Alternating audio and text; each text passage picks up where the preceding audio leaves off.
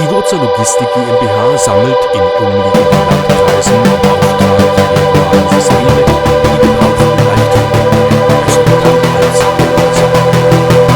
Kurz nach seinem Auftrag macht sich die Wurzer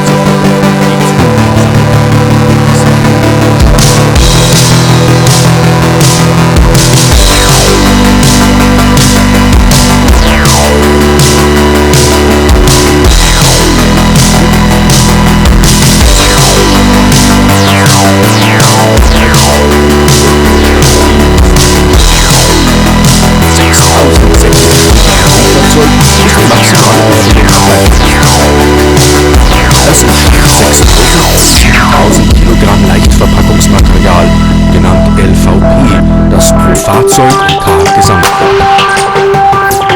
Im Anschluss werden die gelben Säcke bei der Wurzer Wertstoff GmbH Fachbetrieb für Abfallsortierung und Recycling angeliefert.